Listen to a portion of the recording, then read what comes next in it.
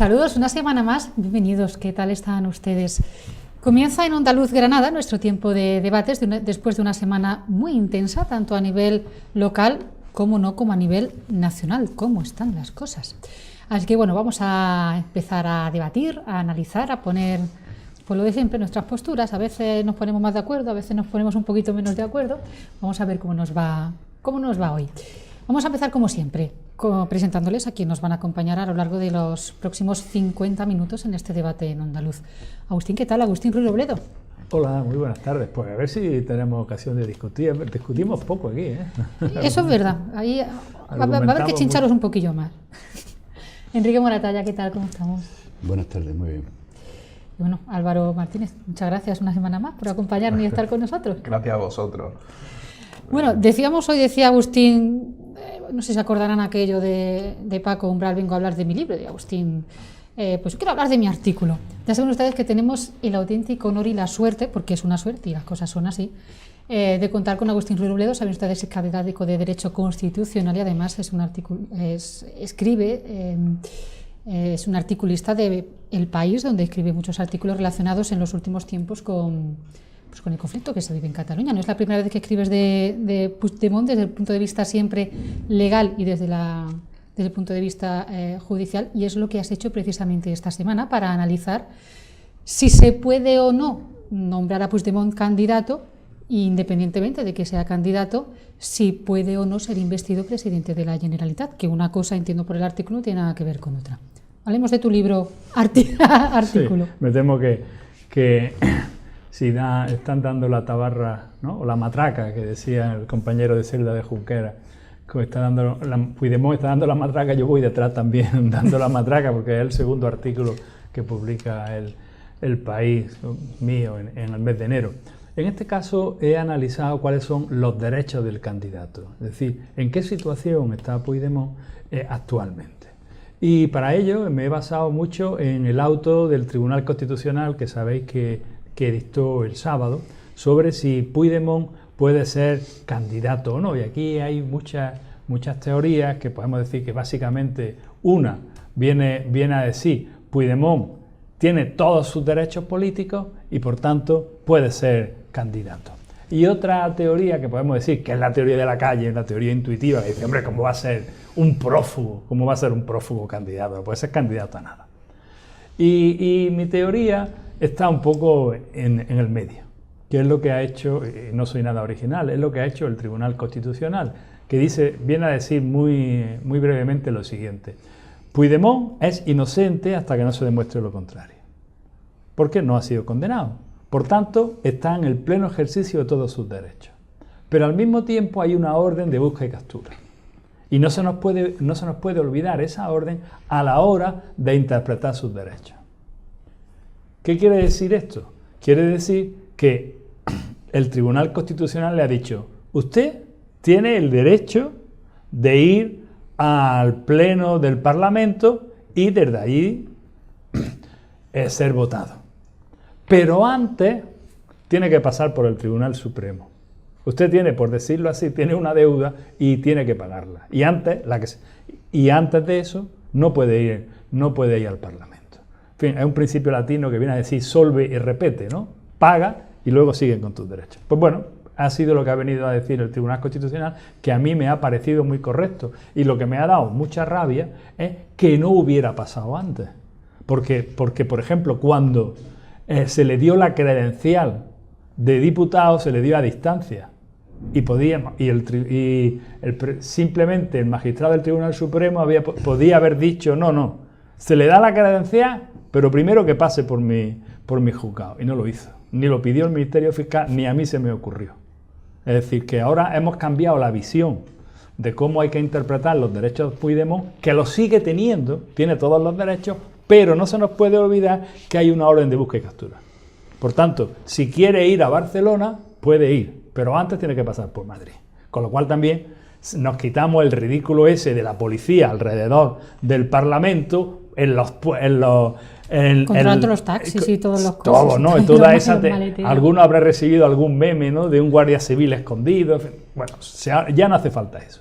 Ya lo único que hace falta es que si Puigdemont quiere ir al Pleno, primero tiene que ponerse a disposición del magistrado del Tribunal Supremo. Y eso es lo correcto, ¿no? Y por eso a mí me ha parecido que el auto del Tribunal Constitucional es impecable. Y eso explica también los WhatsApp de Puigdemont, ¿no? Porque ya sabe que si va al Tribunal Supremo lo que le va a pasar, ¿no? Eso te iba a decir, no vamos a entrar mucho porque análisis sobre Cataluña y Puigdemont tenemos a nivel nacional todos los días, pero creo que os ha parecido precisamente lo que ha ocurrido con esos WhatsApp, que además, hombre, a nivel interno dice una cosa, a nivel externo la imagen totalmente es otra totalmente distinta. ¿Está acabado Puigdemont como persona y como político en ese sentido? No sé qué. Lo primero es decir que efectivamente nuestro catedrático de cabecera, pues una vez más está ponderado y acertado a la hora de enjuiciar el tema. Y efectivamente el Constitucional ha estado sembrado y hábil.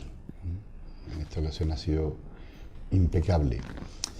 En cuanto a cómo va el espectáculo Cataluña, y el último episodio, diremos el penúltimo, yo no estoy convencido de que no va a ser el último, porque la capacidad de sorpresa y la cintura que demuestra tener este hombre para sorprendernos es inagotable. Yo no creo que se haya acabado con el último pantallazo de los WhatsApp. Lo que sí pone muy de manifiesto la situación es que la lucha que ya se veía el mismo día que se declaró la República, que no se cruzaron, no hubo ni contacto visual entre Oriol Junqueras y él, la lucha y el desencuentro político que hay entre Esquerra y el partido de Puigdemont, porque hay que llamarle el partido de Puigdemont, aunque cada vez parece que tiene un núcleo más pequeño a la vista de los acontecimientos que se van sucediendo y todos los pasos que se van dando. La verdad es que le queda, por mucha cintura que tenga y por mucha capacidad de originalidad, le quedan muy pocas posibilidades de seguir sorprendiéndonos, porque se le va agotando. De ahí a decir, con la euforia que está diciendo el gobierno, que es como decía, un zombi político y que está acabado y que esto es una victoria absoluta de Moncloa y tal, bueno, llevamos ya mucho tiempo viendo que esto es una jugada de ajedrez muy fina. Vamos a ver, todavía no se ha dado el jaque mate definitivo, vamos a ver en qué acaba todo esto. Repito que puede haber alguna sorpresa. A los que estáis más cercanos así en política, ¿todo vale por mantener a una persona al frente de un proyecto?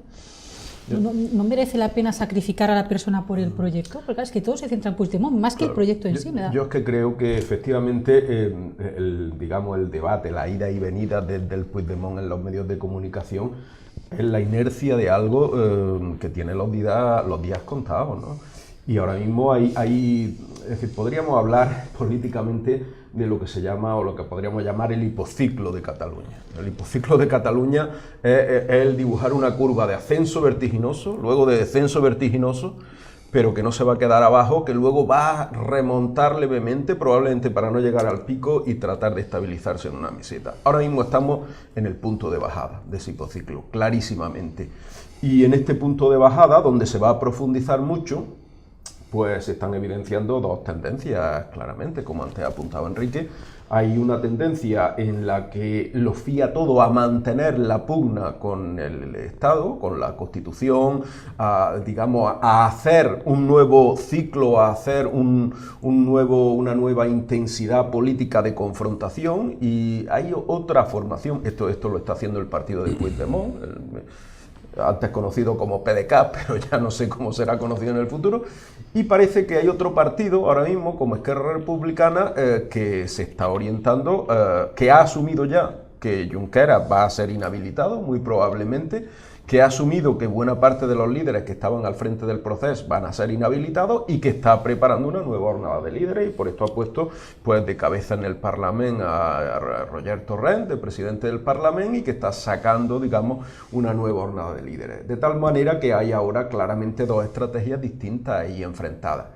Lo que vaya a resultar de todo esto, pues depende de muchas cosas. Depende de la habilidad del Partido Popular en jugar el movimiento de estas piezas. Hasta ahora no ha sido mucha. depende de cuánto tarde Puigdemont en tirar definitivamente la toalla. Que la va a tirar, yo estoy convencido. Ahora bien, el que Puigdemont tire la toalla no significa que se ha acabado el problema en Cataluña. El problema en Cataluña persiste desde el punto de vista de que el 14% de independentistas que existían hace 3 años se han convertido en casi el 40 y tantos por ciento, el 46, 47% que existen hoy, por obra y gracia de los fallos del Partido Popular y de algunas otras cuestiones. Entonces, todo eso requiere de una estabilización política a medio plazo, una estabilización política en un marco que tendrá que ser constitucional o reformado de la Constitución y pactado. Y ahí es donde tendrán que entrar nuevos actores a jugar, sin duda, ¿no? O sea que yo creo que afortunadamente este ciclo alto se acaba, pero eso no significa que haya acabado el asunto, queda para rato. Bueno, pues seguiremos. La verdad es que algunos ciudadanos están ya muy cansados del conflicto de Cataluña, pero bueno, en fin, seguiremos hablando. Yo no sé cuánto vamos a durar, pero yo creo que seguiremos hablando, no sé durante cuánto tiempo. Vamos, bueno, termina y... No, yo qué sé, yo coincido mucho con Álvaro, ¿no? Hemos dicho de pelear, no hay manera, ¿eh? Ya tener que pelearlos un poquito. No hay manera, pero...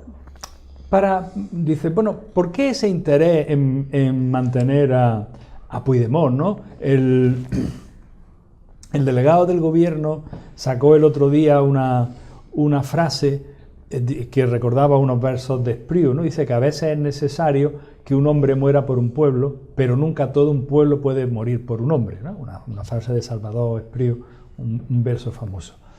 ¿Y por qué tiene el PP tanto interés en que Puigdemont no sea el candidato? O sea, aquí, fijaros que no es solo que los independentistas tengan interés en que sea Puigdemont, sino que el gobierno tiene interés en que no sea Puigdemont.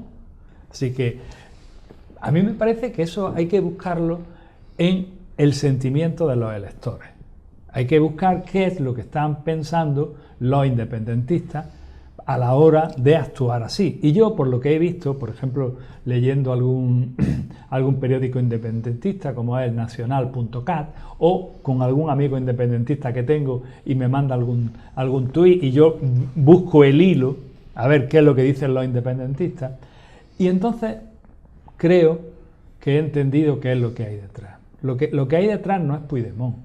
Lo que hay detrás es una estrategia para decir: una vez más, Madrid no respeta la voluntad del pueblo. Esto ya no va de independencia, esto va de democracia. Y por tanto, aquí tienen que respetar la voluntad del pueblo. El pueblo ha elegido a Puigdemont, que además era el presidente legítimo, y ahora no nos dejan que lo pongamos. Es decir, Puigdemont no es Puigdemont, es un símbolo. Es el símbolo de la independencia, por el cual piensan ellos que atraen a los independentistas y a este círculo próximo, que podemos decir que no es independentista, pero que sí es exquisito con la democracia, ¿no? Por ejemplo, en mi ámbito de derecho constitucional hay cierta polémica sobre si actuó bien el Tribunal Constitucional, porque yo aquí no he explicado una cuestión muy técnica, y es que el tribunal no ha resuelto exactamente el caso, sino que ha dictado unas medidas cautelares, es decir, unas medidas provisionales, y eso hay a unos constitucionalistas, todos independentistas, que les parece fatal, y han atraído a otro grupo de gente que no es independentista, pero que piensa que el Estado de Derecho no permite eso. Es decir, que la polémica no es una persona, la polémica es quién tiene la legitimidad detrás. Y eso explica el mantenimiento de Puigdemont. Pero eso se cruza con más cosas, Agustín, permíteme. Claro. Se cruza con más cosas, por polemizar un poco, ¿no? Por tratar de polemizar un poco. Se cruza con más cosas, se cruza porque, claro, tú vas por la calle y no te encuentras un catedrático de Derecho Constitucional así elegido al azar tan fácilmente, ¿no? Quiero decir que, dependiendo de por qué calle vaya, igual por San Jerónimo a lo mejor sí, pero por otra generalmente no. Quiero decir, el sentimiento es ambivalente y doble, pero tiene que ver mucho con la estrategia política del PP. ¿Por qué el PP quiere acabar con Puigdemont? Bueno, es que el PP trató de pactar con Puigdemont y hizo en un momento determinado un pacto con Puigdemont para acabar con la situación de la declaración de la República Catalana, con la mediación de un empresario que era, digamos, cercano al PNV, que se desplazó especialmente a Cataluña para pactar con Puigdemont. El PP hizo su pacto con Puigdemont y Puigdemont rompió el pacto finalmente cuando se decidió a esa proclamación Bueno, perdona, cuántica. el mediador fue el propio Lehendakari. Urkullu, fue Urkullu y el que fue a hacer la negociación fue el consejero delegado de una empresa, de una industria vasca. Sí. Bien, Puigdemont rompió ese pacto, esa negociación con el PP, por el cual el PP se comprometía a parar el proceso del 155, etcétera, etcétera, a cambio de que allí no se declarara nada y a cambio de que se parara el reloj. El PP va a hacer pagar a Puigdemont eso. El PP va a hacer pagar a Puigdemont la rotura de ese pacto. Y ahora parecería que el Partido Popular está tratando de negociar con Junqueras en la cárcel o con su entorno, con el entorno de Junqueras, digamos, el futuro del independentismo de Cataluña. El Partido Popular siempre ha negociado con una parte de los independentistas catalanes. Históricamente ha sido con Convergencia y Unión y luego con el PDeCAT. Da la impresión de que ahora el Partido Popular se avendría a negociar por la mayor razonabilidad, entre comillas, o porque todavía no ha sido traicionado, con Esquerra Republicana de Cataluña. Esto es interesante porque esto es la cuña de partición de la situación política entre esa mayoría allí. No hay manera que discutamos, porque eso es la parte que yo no he dicho. Yo me he centrado en Puigdemont y tú estás centrado en el PP. Vamos a cambiar de tema, a ver si consigo que con estos nos peleéis, que con esto discutamos un poquito más, ¿no?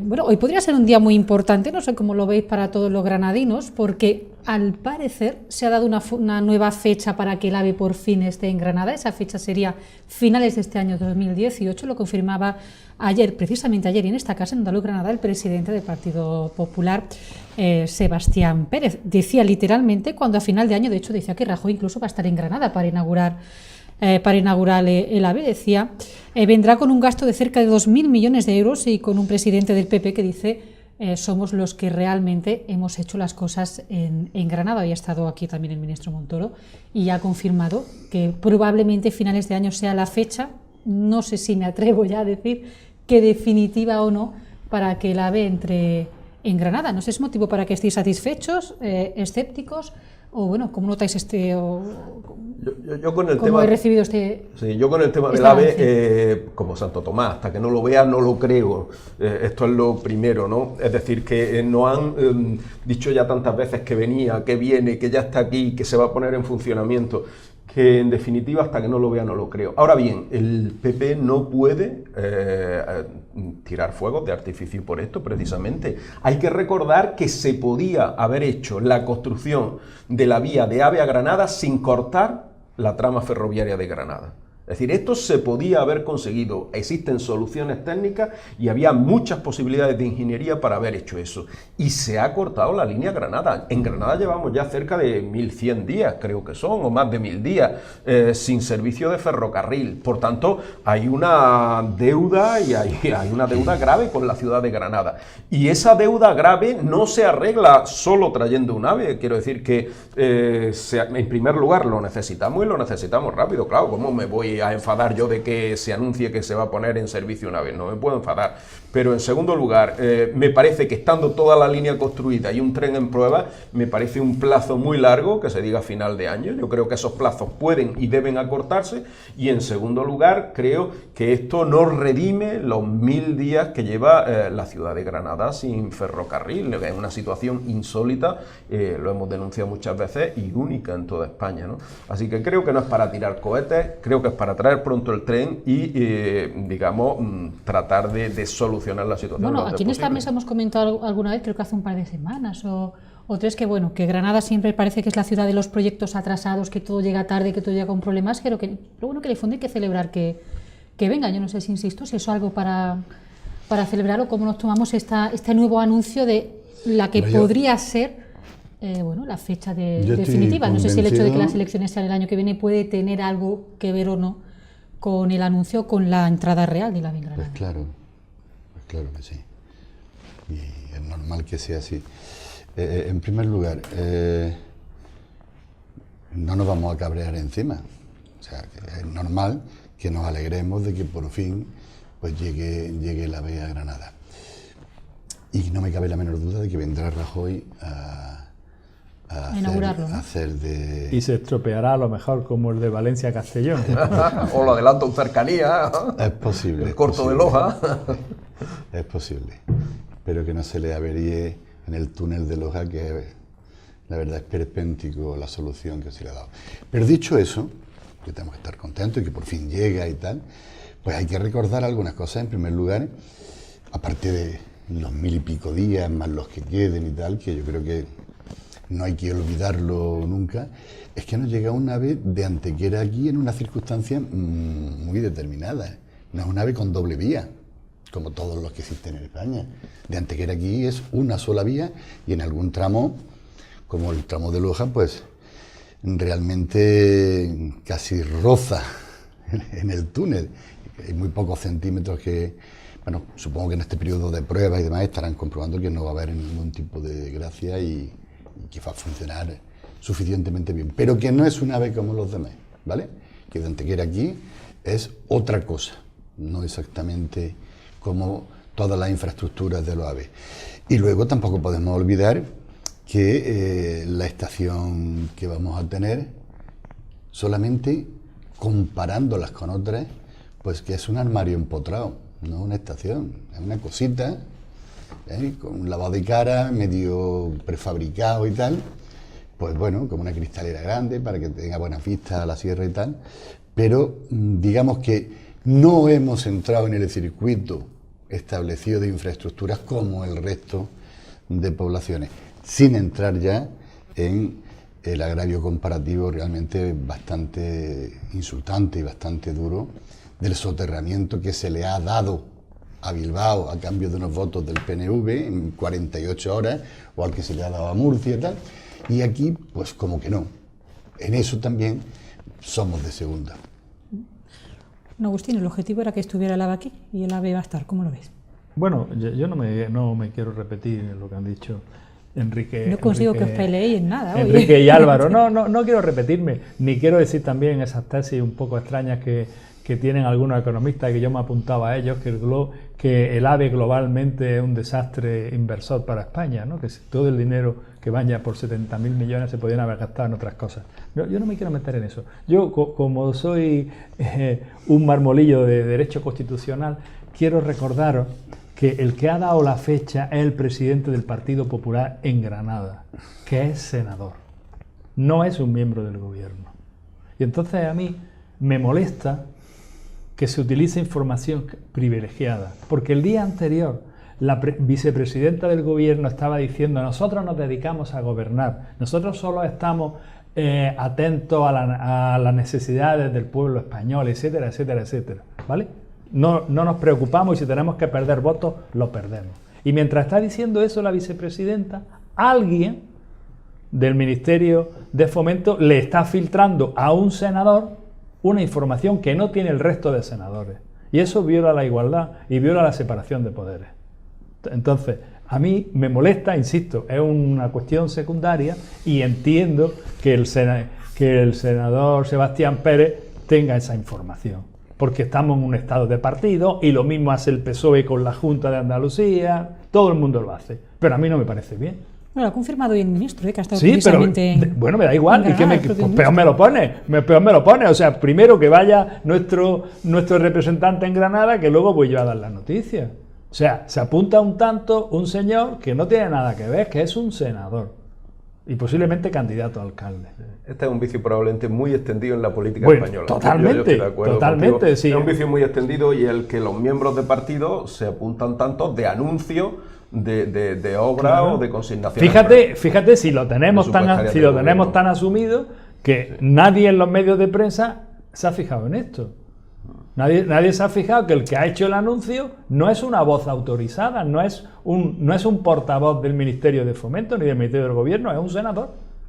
Pero como todo el mundo sabe que ese senador es del PP, pues lo damos por válido, ¿no? Yo creo que por las mismas se le podría devolver la pelota, y en la próxima rueda de prensa que dé Sebastián Pérez, igual los informadores de Granada podrían preguntarle al señor Sebastián Pérez algunas cuestiones al respecto al asunto. Por ejemplo, señor Sebastián Pérez, ¿cuándo vamos a tener la doble vía en Granada? Señor Sebastián Pérez, ¿cuándo va a venir soterrado?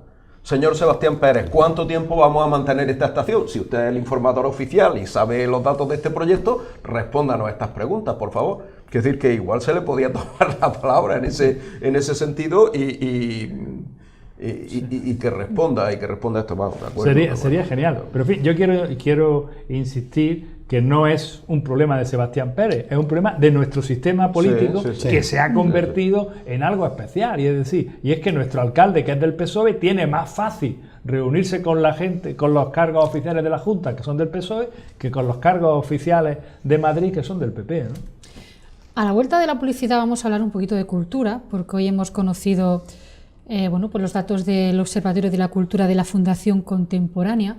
Y bueno, yo no sé, no voy a pedir la valoración porque nos vamos a ir, pero bueno, solo decirles que Granada ocupa en el ranking nacional en este Observatorio de la Cultura el puesto número 17. Nos supera en Andalucía, nos supera a Málaga, nos supera también Sevilla, a pesar de que saben que Granada va a optar en el año 2031 a la capitalidad cultural, y que son muchos los esfuerzos y el trabajo que nos queda por hacer si queremos conseguir esta capitalidad, o por lo menos si queremos avanzar en el ranking. Siempre nos comparamos con Málaga, pero el caso es que Málaga y Sevilla no superan, Granada está en el 17. A la vuelta lo hablamos.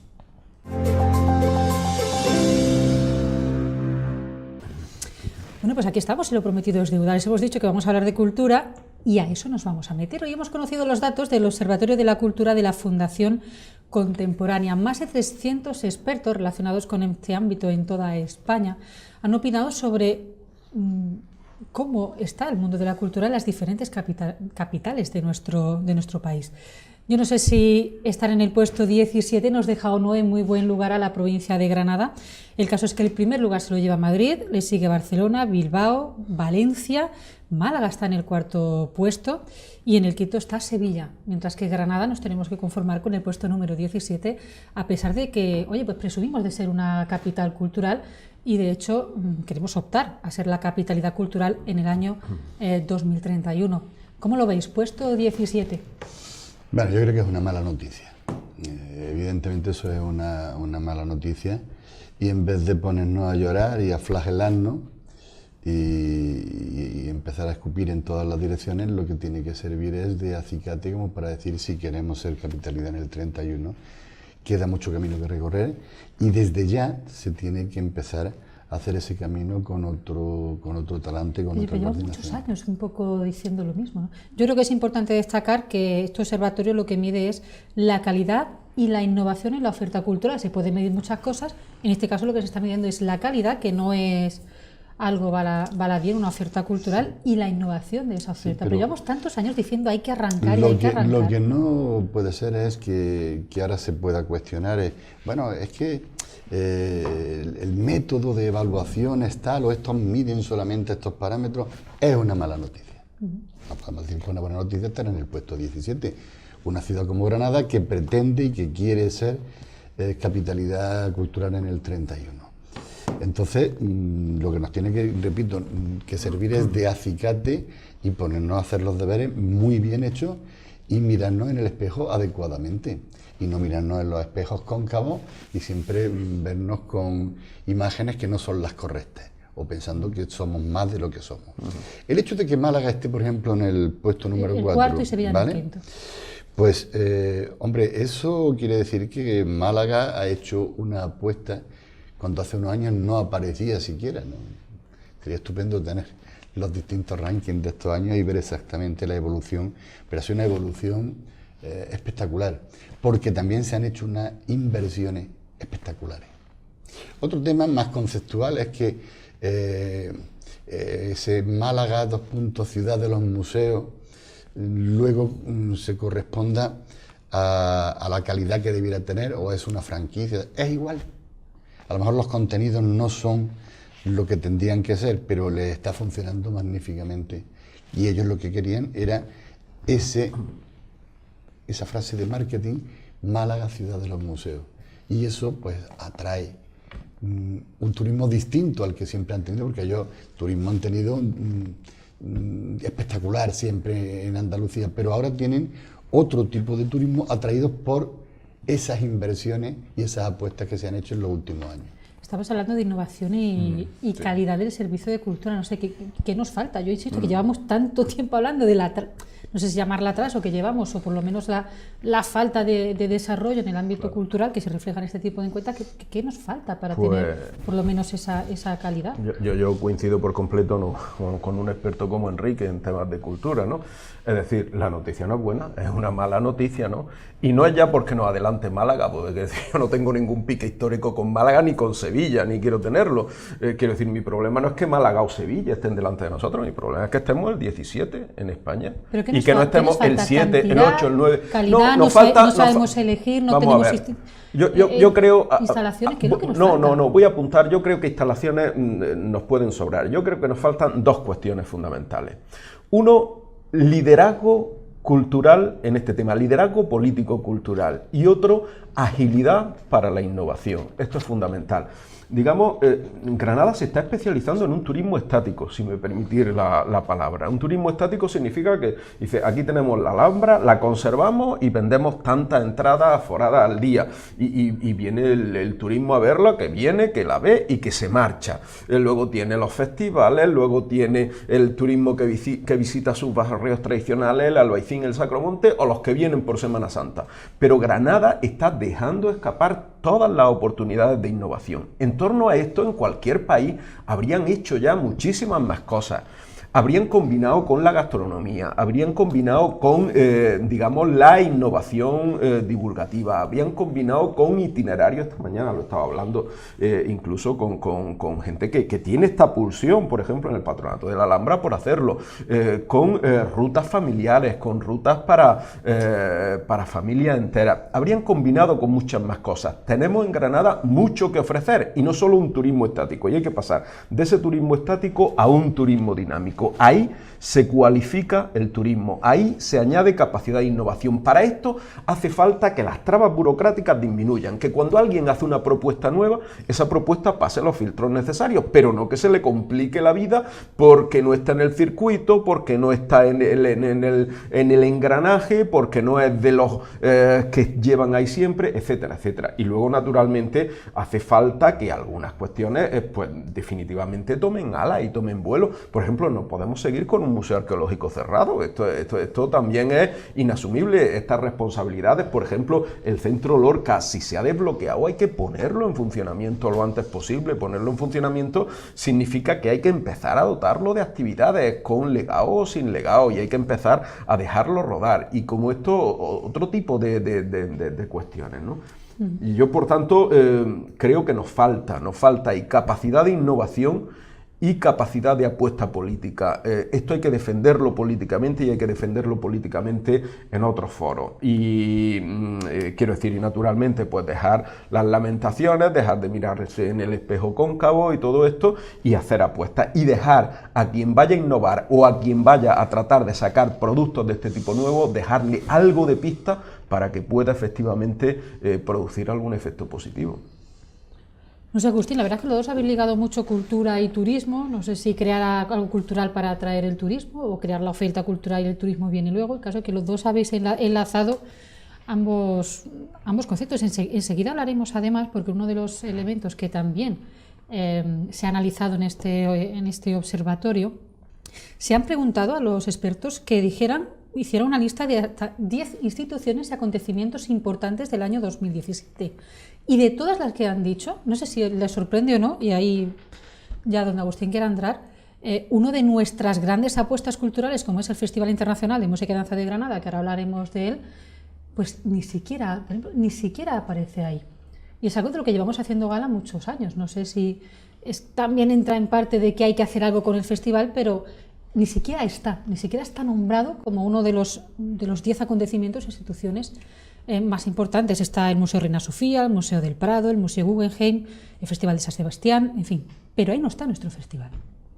Bueno, está el 11º, me parece, y no sé si es el primer festival de música que aparece. Esta clasificación nos ha puesto en nuestro sitio, porque si miráis las clasificaciones del número de población, de cuántos habitantes tiene cada capital, Granada está en el ranking español en el puesto 16. Luego en cultura estamos en el puesto 17. Es decir, hay una correlación relativamente directa. ¿Qué es lo que nos duele? Pues que nosotros siempre hemos pensado que éramos una potencia cultural y esto nos pone en nuestro sitio, que es un sitio pues mediocre, de una ciudad que está perdiendo habitantes y que, como muy bien han dicho antes Enrique y Álvaro, pues no está aprovechando sus potencialidades. Ellos han dicho varios y yo podría seguir añadiendo cosas, ¿no? El Museo Arqueológico lleva cerrado, pero ¿qué pasa con Torrebermejas? ¿Cuántos años lleva eso cerrado? Si yo creo que era un niño cuando se nos anunció que iba ahí la Fundación Mar y salió en primera página en El Ideal, la Fundación Mar viene a Granada. Yo no la he visto. Y Torrebermejas sigue tan cerrado. Ayer, hace varios días, salía la noticia que Torrebermejas por fin se iban a hacer una obra de rehabilitación. Pero qué lugar más inmenso, más bonito, para que hubiéramos conseguido traer algo. Hemos estado hablando de todo lo que ha conseguido traer Málaga en los últimos años. Bueno, pues nada, tenemos ese espacio. Tenemos el Sacromonte, que casi se nos cae. Ahí hay un espacio cultural inmenso. Se podría haber hecho una segunda universidad por poner ideas, ¿no? Tenemos San Juan de Dios, que en un momento determinado parecía que se iba a cerrar ese hospital, y es un edificio impresionante. O sea, en Granada sabemos que tenemos una potencialidad en edificios, en creadores, que no se está aprovechando. Entonces, esa es la tristeza que nos da este tipo de resultados. Nos están poniendo el espejo delante de nosotros. ¿Y qué está pasando aquí? Pues está pasando que los poderes públicos, que son los grandes mecenas de la gestión cultural en Andalucía, pues no han sabido moverse aquí como han sabido moverse en otros sitios. Ya está. Málaga está en su sitio. Málaga, en la clasificación, tiene aproximadamente 550.000 habitantes, pues está en el puesto 4 y me parece que en población era el 5. Y Sevilla es lo que tienen que estar tristes porque lo ha adelantado Málaga, si es que están enfadándose con eso, cuando Sevilla tiene casi 700.000 habitantes. Pero creo que hay una correlación muy directa entre el número de habitantes y el lugar de cultura. Y Granada, pues tendría que es multiplicar sus esfuerzos, pero también tenemos que saber que no tenemos 6 millones de habitantes como Madrid. No podemos convertirnos en el número 1 en cultura de Madrid. Eso es imposible. Si me permite, voy a meter el dedo en la herida. Voy a meter el dedo en la herida porque en realidad no somos la población 17. Es que Granada, no hay que olvidar que tiene un área metropolitana que suma más de 500.000 habitantes. Es decir, que la ciudad de Granada podrá tener 200 y pico mil, pero Granada tiene un área, tiene toda la potencialidad del área metropolitana, donde residen y viven buena parte de las personas que trabajan, crean, innovan, transitan, consumen o viven o pasean por la ciudad.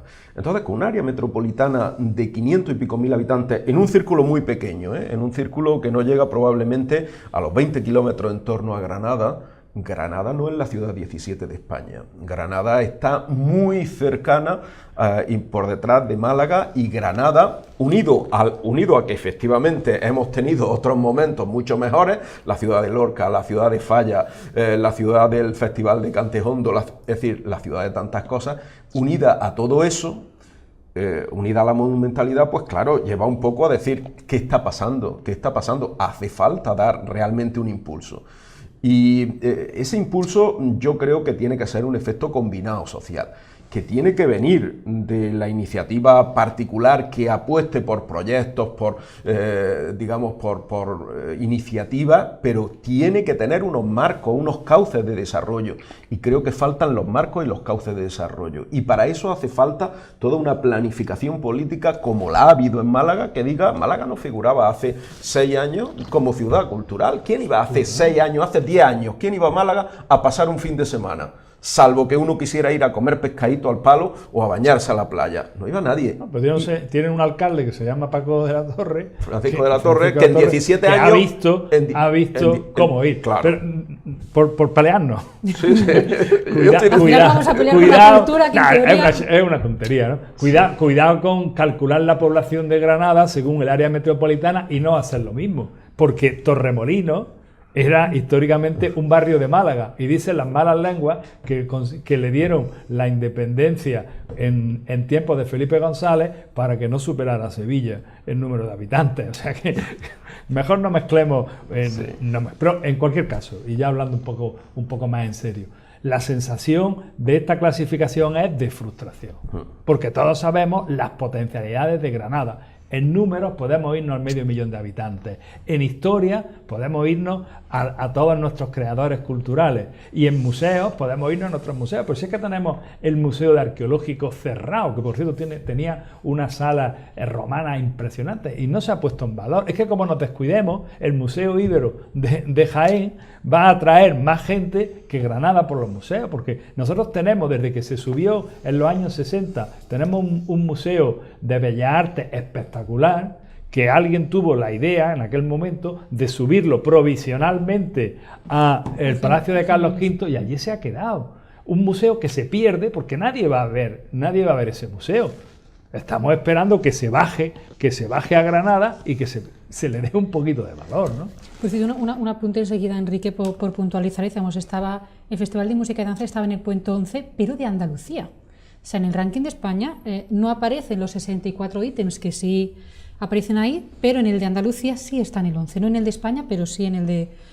que no es por deprimir un poco más aquí a la audiencia, pero sí por puntualizar que está en el 11 de Andalucía. En los 64 de España la verdad es que no aparecen. Esa es la realidad, Enrique. Sí. Bueno, con respecto al... Digo, por decirlo todo, aunque yo creo que he sido muy claro y muy contundente al principio, pero por decirlo todo, el Museo Arqueológico se abre esta primavera, por fin. 4 años después de cerrarse, 8. ¿no? 8 ya. 8 años. A los 8 años. Teniendo en cuenta que la gestión la hace la Junta y la titularidad de todos los museos es del Ministerio. Por tanto, la inversión de puesta en valor de lo que se va a abrir, que son 3 salas, porque es verdad que yo creo que va a estar muy bien, porque la colección que tiene el Arqueológico de Granada es una buena colección, es vistosa y es bastante interesante. Con lo cual, pero al hilo de lo que estamos hablando, eso no iría a cambiar sustancialmente ese puesto 17. O lo que has dicho tú de Lorca, bueno, pues por fin parece ya que viene ahora en mayo, primavera. La primavera parece que... Viene el 1 de junio el legado y antes viene una exposición que está en la residencia de estudiantes, todo eso está. Pero el tema, y yo creo que lo hemos dejado bastante claro, es también, además de una mejor coordinación y lo que tú quieras, pero el tema es un tema de inversión, como en Málaga se ha visto de una forma clara y manifiesta. Entonces, en eso siempre me acuerdo de la magnífica frase que dice en El Padrino Michael, no me digas que me quieres, demuéstramelo. Entonces, no basta con decir yo te apoyo, el 2031, esto es estupendo, tienes mi... Cariño siempre se necesita, pero además de cariño se necesita una apuesta inversora importante para que Granada pueda hacer ese recorrido y pueda tener éxito para tener la capitalidad en el 2031. Si no, va a ser como muy difícil, más gestual que otra cosa. Pero no es suficiente, no basta solo eso. No, por supuesto, el dinero es fabuloso, pero digo yo que un poquito de capacidad de gestión habrá que tener. O sea, ¿por qué el Museo Guggenheim no ha estado en Granada? ¿Por qué Pompidou ha ido a Málaga? ¿O por qué el propio Thyssen? ¿Por qué las pinturas rusas están en Málaga? Es decir, mira una serie de cosas que dice, no es solo dinero. Pero también, todo eso es una inversión espectacular. También. Todo eso requiere una serie de acuerdos, que es verdad que Paco de la Torre se ha echado para adelante y que ha sido valiente y que se ha metido, incluso al principio tuvo muchas críticas en un sector de su ciudad, diciendo a dónde nos lleva este hombre, ¿no? Y le ha salido bien, porque es lo que quería. No es tanto la calidad de esos museos, que puede ser cuestionable en los contenidos, pero el marketing de Málaga, ciudad de los museos, el marketing de atracción, de efecto llamada, lo ha conseguido. Pero el primero que tuvo eso fue el Museo Guggenheim de Bilbao, que es solo el continente. Cuando uno va allí al contenido dice, hombre, poca cosa hay, ¿no? Entonces eso sabemos que en Pero un Bilbao, mundo Bilbao moderno... hay un antes y un después del Guggenheim. Totalmente, Eso fue una apuesta totalmente. Claro. brutal, una inversión brutal que le ha salido Lo que espléndida. ocurre es que el Guggenheim no fue solo el Guggenheim. El Guggenheim Todo. fue todo. Toda el la Guggenheim ría, fue el ¿no? arreglo de la ría, los puentes Todo. que la cruzan, las zonas peatonales, la conexión con el casco Pero antiguo. el corazón es decir, era claro, el Guggenheim y le salió claro. muy bien. Y entonces, en el Guggenheim, ¿qué había? ¿Qué es lo que efectivamente yo creo que Agustín viene a poner sobre la mesa? En el Guggenheim había dos cosas. Había una apuesta por un proyecto cultural que era simbólico, que atraía y que abría mercado, como ha hecho Francisco de la Torre en Málaga, o ha hecho Paco de la Torre. No ha hecho un gran edificio, digamos, llamativo internacionalmente, pero ha hecho una apuesta de Málaga, ciudad de museo. Abrimos la franquicia del Museo de San Petersburgo y abrimos la franquicia del Pompidou y al Thyssen. Es decir, ha hecho la apuesta de Málaga, ciudad de museo, igual que Bilbao hizo la apuesta icónica de un edificio simbólico que llama la atención por sí, ¿no? Pero detrás de todo eso, que es lo que yo creo que comentaba Agustín, lo que había era un proyecto político detrás. Había un proyecto político y el proyecto político dice: no es solo el museo lo que quiero hacer, sino que quiero transformar la ciudad. Quiero transformar la ciudad, quiero transformar la imagen. Málaga también lo ha conseguido, porque Málaga junto a los museos ha hecho un puerto, ha hecho una urbanización portuaria fantástica, ha dado un curso tremendo desde el puerto a la conexión con la ciudad, ha remozado el centro, es decir, Málaga ha hecho bastante de esa apuesta. Sin duda. Una apuesta urbanística grande. Entonces, ahí lo que hace falta es un proyecto político que apueste por todo esto conjuntamente, que apueste por unos anzuelos, unos ganchos, unos símbolos que permitan de alguna manera retomar el pulso de la ciudad, el pulso de una ciudad que tiene un área metropolitana de 500.000 de habitantes y que ha tenido y tiene valores culturales grandes, sino también ligarlo con un proyecto urbanístico. Y entonces, cuando ahí esté ese proyecto, entonces probablemente habrá quien ya no podrá negarnos y decir: oiga, no, ustedes vayan conformándose con esto, sino que es que entonces podremos reivindicar: oiga, que nosotros tenemos este proyecto y queremos tirar para adelante con este proyecto, no pueden ustedes negarnos la financiación. Entonces yo creo que efectivamente nos hace falta financiación, pero nos hace falta financiación para saber invertirla también. Aquí teníamos un proyecto que no llegó a buen puerto, que además está al lado del Cubo y del teatro, que era, creo que era el Palacio de la Ópera, que al final no... Granatum, no sé. eso le llamábamos Granatum. Granatum. Granatum. Eso estaba destinado a ser un gran proyecto. Pasa que con el tiempo y con la crisis también se ha dicho que los grandes proyectos pues casi deben o debían quedar aparcados. No sé si el problema es de grandes proyectos o no. Granada es una ciudad de muchos pequeños proyectos. Porque, y con esto, y me gustaría hablar del Festival Internacional de Música y Danza, que además hemos conocido precisamente esta semana. A mí sí me ha llamado mucho la atención que no se encuentre entre por lo menos los 60 eventos más importantes de España en este ranking que hemos dado. Granada lleva muchos años presumiendo del festival, se ha presentado la 67 edición y además estrenando director, Pablo Eras Casado, ¿no? Aquí quizá Claro. Enrique es nuestro catedrático. Yo no soy catedrático de nada. Especial de en catedrático este y tema, de ¿no? profesor universitario estamos bien rodeados aquí. No sé, ¿cómo valoras en este caso esa Bueno, situación del evidentemente el festival? ranking hará referencia al pasado, no irá a entrar en No, claro, este año 2017, en el nuevo, lógicamente. en el nuevo director ni en lo que vaya a hacer. Mira, en cuanto al festival, hombre, por ser justo, el festival también ha sido hijo de la crisis y ha tenido una desafección económica importantísima en estos últimos años, ¿entiendes? O sea, que se han tenido que buscar muchos patrocinios. Pero igual que otros festivales, quizá, o ha sufrido más la crisis que otros festivales importantes que hay en España también de música y danza. Yo creo que como todo, más o menos, pero este en concreto ha sufrido bastante. Entonces, bueno, ahora se ha cambiado la dirección, por lo pronto aquí tenemos, ¿no?, el folletito, y por lo pronto en esta edición pasa de 3 semanas o de 4 semanas, no recuerdo bien cuánto era, pero a 2 semanas. La programación que se presenta es una programación bastante interesante. Hay algunos espectáculos que llaman mucho la atención. Hay uno de Diosa y Demonias, de Blanca Lee y María Alessandrova, que tiene una pinta espectacular. Viene hacer 2 conciertos, una orquesta de San Petersburgo con unos programas estupendos. Yo creo que el programa que se ha presentado es un programa atractivo, pero también quiero pensar que en el cambio de dirección hay un año como de punto de inflexión. El FEX, por lo que me han contado, que todavía no está presentado, conceptualmente va a seguir, porque lleva ya, pues este ya sería el número 13 o el 15. La extensión del festival ha sido un éxito que no tiene vuelta atrás. Afortunadamente el nuevo director así parece que lo piensa y quiere potenciar incluso esa extensión del festival. Y en la próxima edición también me consta que pasará a tener una semana más.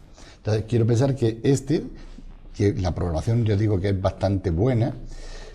Hay un punto de inflexión en cuanto a la duración del tiempo, pero todo eso también se tiene que ver reforzado, además de todas las sponsorizaciones que ya se habían conseguido con el anterior director, con que las administraciones hagan una aportación suficiente como para que se pueda programar a la altura de lo que el festival realmente merece.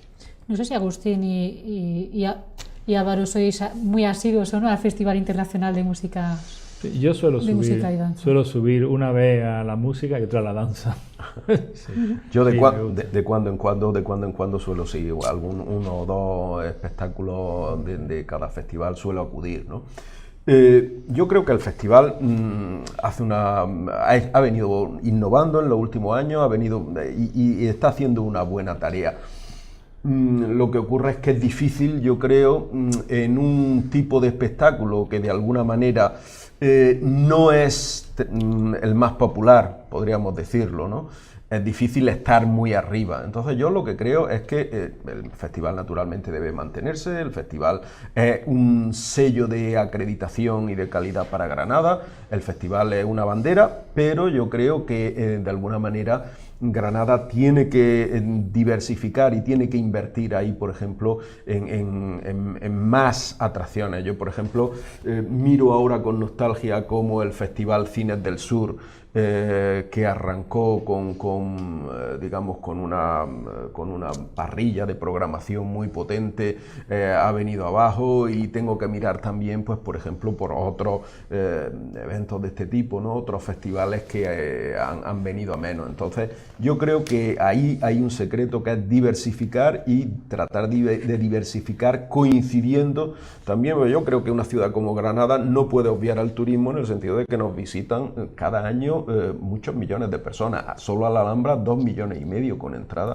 2.700. Que por cierto, en otras ediciones yo llevo varias semanas queriendo hablar y precisamente tratar en profundidad el tema del turismo, de la cantidad de turistas, de la calidad del turismo y de hacia dónde vamos en cuanto a ese turismo. Si Granada lleva un buen... Yo creo que sería importantísimo, podemos quedar para la semana que viene, hacer un poquito de monográfico, porque yo creo que ese es un tema que tiene mucha conversación, ¿eh? Pues de impacto en la ciudad, negativo y positivo, que tiene los dos, ¿eh? Claro, es decir... Sin duda, pero yo, por si terminamos con el festival, yo quiero decir 20 segunditos que no ha pasado con el festival, no ha pasado lo mismo que decíamos antes con la idea de Granada como gran ciudad cultural. El festival, desde el que empezó en el año 52, tuvo una importancia tremenda, y vino Andrés Segovia, y Karajan, y Barenboim. ¿Desde cuándo no ha vuelto uno de estos primeros espadas mundiales? Hace tantos años que Barenboim participó del festival. Bueno, quizá antes de la crisis, ¿no? Antes de la crisis, pero hace tantos años. Vete a los demás. Quiero decir, bueno, pues en los 10 últimos años, por la crisis, por lo que sea, el festival ha retrocedido como la ciudad, y esta es la sensación que tenemos muchos granadinos, que vamos hacia atrás, que nos estamos poniendo, que posiblemente antes estábamos sobrevalorados, pero ahora vamos hacia atrás, ¿no? Bueno, pues aquí lo dejamos. Os emplace. La semana que viene hablaremos de turismo. Llevo yo varias semanas queriendo, porque venimos de Fitur, venimos de hacer muchos análisis, y a veces a mí personalmente me da la sensación de que seguimos apostando por la cantidad de turistas que por la calidad de ese turismo que queremos ofrecer y del turista que queremos que vengan. Pero bueno, lo haremos la semana que viene. Agustín, muchas gracias como siempre. Un placer. Esperamos no haberles deprimido mucho con la situación de la cultura en Granada y todo eso que nos queda por hacer, Enrique. No, para nada. Como decía Típico, La semana que viene hablaremos del gobierno. Pues la semana que viene, Álvaro, muchas gracias. Gracias a Hablaremos vosotros. del gobierno y de todo lo que se tercie, como siempre, en esta mesa de debate. Muchas gracias.